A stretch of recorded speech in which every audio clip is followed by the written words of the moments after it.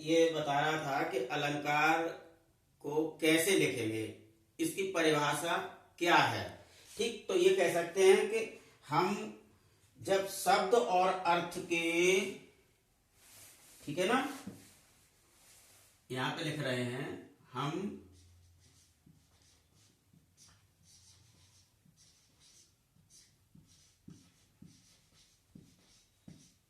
कह सकते हैं कि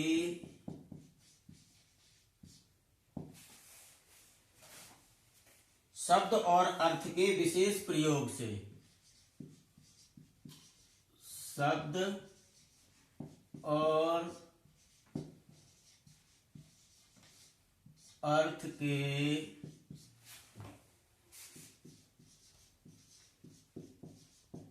विशेष प्रयोग से जो चमत्कार उत्पन्न होता है,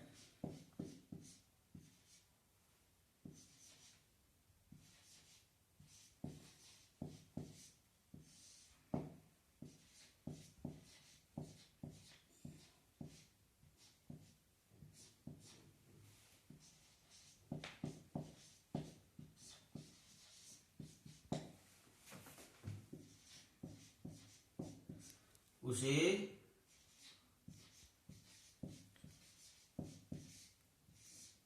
अलंकार कहते हैं। देखिए, ये मैं डेफिनेशन आपको पहले भी बता चुका हूं और ये लिखने की आवश्यकता नहीं है, सिर्फ आपको याद करनी है, क्योंकि मैं इसको जैसे जैसे समझाता जा रहा हूं, हो सकता है आपको बीच में मैं पूछता भी चलूं और इसके लिए कुछ गृह कार्य, जिसे कहते हैं होमवर्क, भी दूंगा और उससे संबंधित कुछ प्रश्न भी पूछूंगा जिसके आपको उत्तर देने होंगे। अब प्रश्न आता है कि अलंकार होते कितने प्रकार के, अलंकार के भेद कितने हैं। तो इसके दो भेद होते हैं।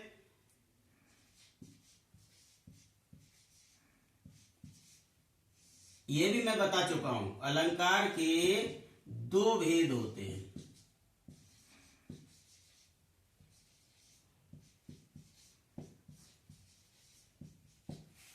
नंबर एक था शब्दालंकार और दूसरा था अर्थालंकार।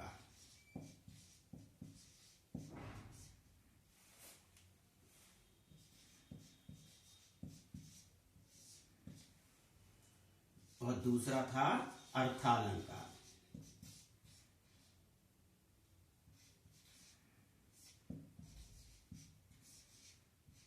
ठीक है, जब काव्य में शब्दों के माध्यम से चमत्कार दिखाया जाए, सजावट की जाए, तो वहां शब्दालंकार होगा। और अर्थ के माध्यम से, जब अर्थ के प्रयोग से उसमें सुंदरता उत्पन्न होती है, तो वहां पर अर्थालंकार होता है।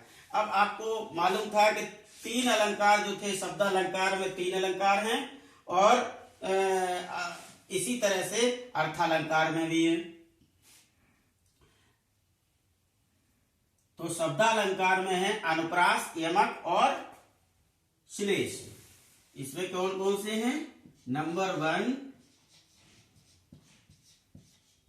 अनुप्रास, दूसरा है यमक और तीसरा है श्लेष। इसी तरह से इसमें आपके दूसरे पर अर्थालंकार में ये भी तीन ही होते हैं। इसमें है उपमा, रूपक, उत्प्रेक्षा, मुख्य। उपमा अलंकार, रूपक और उत्प्रेक्षा। अब इसमें और भी दो बढ़ गए हैं, जिसमें है अतिशयोक्ति अलंकार, ठीक है ना, और मानवीकरण। ये एक्स्ट्रा बढ़े हैं, अतिशयोक्ति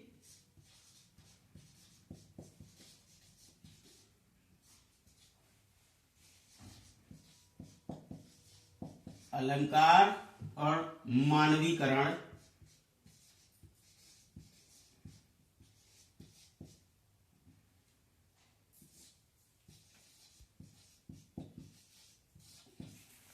देखिए, अब मानवीकरण क्या है, उपमा अलंकार तक आप पढ़ चुके हो, ठीक है ना। रूपक भी पढ़ चुके हो, उत्प्रेक्षा भी पढ़ चुके हो।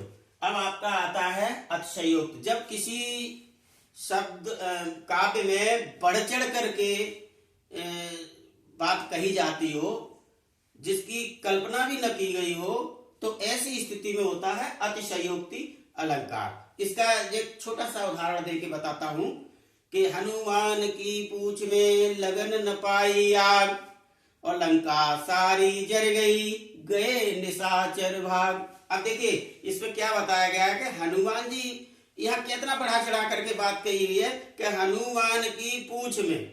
अब देखिए, जब उनकी पूंछ में जलाया गया था, तो जब पूंछ जली थी उसी के बाद तो उड़ करके वो पूरे लंका को जलाने गए थे। लेकिन यहाँ पर क्या कह दिया गया कि आग लग नहीं पाई और लंका पहले ही जल गई।